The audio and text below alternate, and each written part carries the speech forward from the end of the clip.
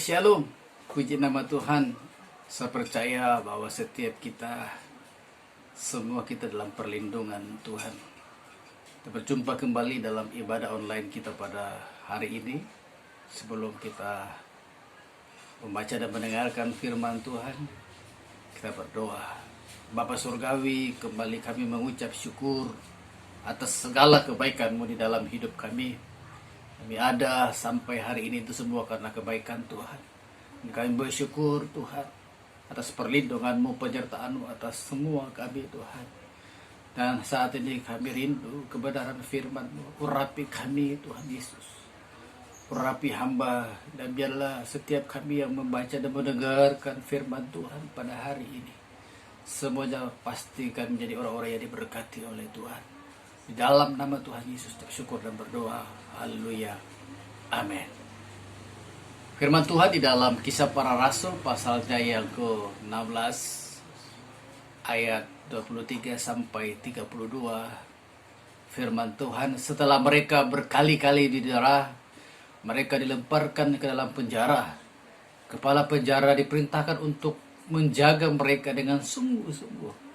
Sesuai dengan perintah itu, kepala penjara memasukkan mereka ke ruang penjara yang paling tengah dan membelenggu kaki mereka dalam pasungan yang kuat. Tetapi kira-kira tengah malam Paulus dan Silas berdoa dan menyanyikan puji-pujian kepada Allah, dan orang-orang hukuman lain mendengarkan mereka.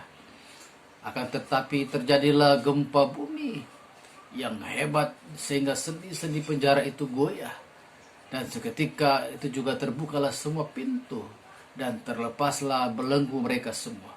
Ketika kepala penjara itu terjaga dari tidurnya dan melihat pintu-pintu penjara terbuka, dia menghunus pedangnya hendak membunuh diri, karena ia menyangka bahwa orang-orang hukuman itu telah melarikan diri.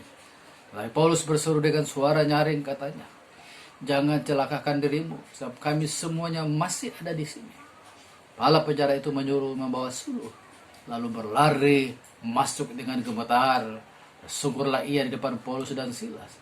Ia mengantar mereka keluar sambil berkata, "Tuhan, Tuhan, apakah yang harus aku perbuat supaya aku selamat?" Jawab mereka, "Percayalah kepada Tuhan Yesus Kristus dan engkau akan selamat, engkau dan seisi rumahmu." Lalu mereka memberitakan firman Tuhan kepadanya dan kepada semua orang yang ada di rumahnya. Nah, saudara yang kekasih, judul daripada firman Tuhan saya beri judul Kuat di Tengah Badai. Saudara, persoalan yang dihadapi Paulus dan Silas ketika mereka dalam pelayanan mereka, saudara, ini masa-masa yang sulit, yang sungguh luar biasa. Bukan hanya penderitaan secara psikologis, tetapi ini secara fisik. Dikatakan pada ayatnya ke-23, dikatakan mereka berkali-kali didera, dianiaya, dicambuk, bahkan dikatakan dilemparkan ke dalam penjara. Dan dikatakan, saudara, ditaruh di ruangan isolasi yang tidak ada cahaya. Ini penderitaan yang luar biasa yang mereka alami, masa-masa yang sulit yang mereka alami, saudara. Saudara, mereka dirantai, dipasung dengan pasungan yang kuat, sehingga mereka tidak bisa bergerak sama sekali.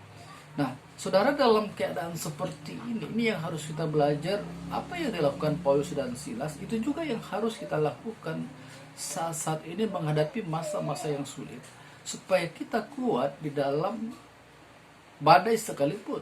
Saudara lihat, ketika Paulus dan Silas di dalam penjara, tidak ada persungutan ataupun kekhawatiran yang dialami, ataupun ada persungutan yang keluar dari mulut daripada Paulus dan Silas. Tetapi saudara, ada satu perkataan yang luar biasa, dan ini menjadi dasar hidup daripada Paulus dan Silas, sehingga dalam menghadapi badai sekalipun, tantangan apapun dalam kehidupan mereka, mereka begitu percaya dirinya. Ada satu perkataan ketika dia berhadapan dengan kepala penjara ini. Saudara lihat ayatnya yang ke-31 sampai 32. Saya bacakan ayat 31 saja dulu. Jawab mereka, "Percayalah kepada Tuhan Yesus Kristus dan engkau akan selamat, engkau dan seisi rumahmu." Saudara, ini menjadi dasar daripada kehidupan daripada Paulus dan Silas dalam pelayanan mereka, walaupun mereka terpenjara, saudara. Tetapi satu hal yang dia percaya dalam kehidupannya, bahwa ketika dia percaya pada Tuhan Yesus Kristus, maka dikatakan kehidupannya, bahkan keluarga, seisi rumahnya itu akan selamat, saudara. Jadi saudara, ini juga yang disampaikan kepada Paulus dan ini juga yang disampaikan kepada kepala penjara ini. Saudara, saya percaya bahwa ketika kita mempercayakan seluruh kehidupan kita hanya kepada Tuhan, kata percaya bukan hanya dikatakan mengaku dengan mulut, tetapi mempercayakan seluruh kehidupan ini hanya kepada Tuhan.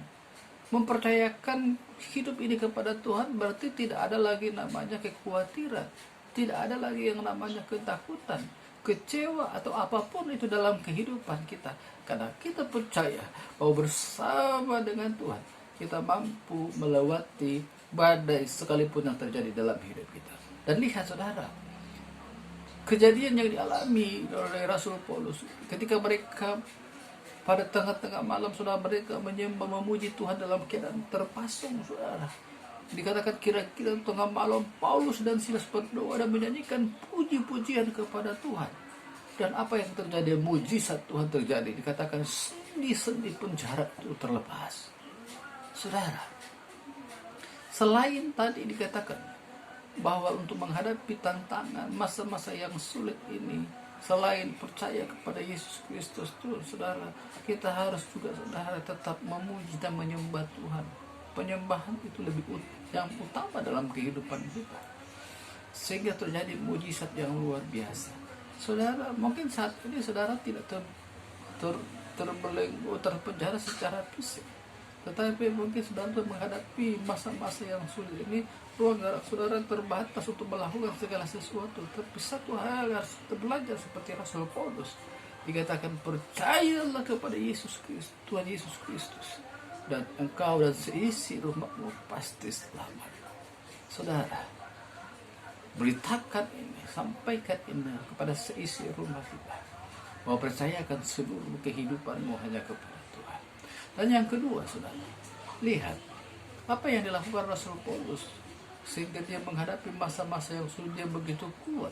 Saudara, yang kedua, yaitu ayatnya yang ke-32, dikatakan mereka mengatakan firman Tuhan dan kepada semua orang yang ada di rumah kepala penjara itu. Saudara, yang kedua di sini adalah mengerti panggilan dan tujuan Tuhan memilih kita, saudara. Tuhan berkata dalam firman-Nya, saudara, dikatakan pergi dan jadikan semua bangsa muridku. Dan dikatakan tanda-tanda ini akan menyertai engkau, dan aku akan menyertai engkau sampai selama-lamanya. Selama kita, saudara, dikatakan bersaksi buat orang lain, melakukan apa yang Tuhan mau dalam kehidupan kita, penyertaan Tuhan senantiasa terjadi dalam kehidupan kita. Saudara, dalam menghadapi masa-masa yang sulit ini, jangan pernah ada keraguan, jangan pernah ada ketakutan. Belajar seperti Rasul Paulus, dikatakan percayakan seluruh kehidupanmu kepada Tuhan, maka engkau dan seisi rumahmu pasti selamat. Yang kedua, kenali, artinya mengerti maksud dan tujuan Tuhan memilih kita untuk memberitakan firman Tuhan sampai ke ujung bumi. Dalam nama Tuhan Yesus, haleluya, amin.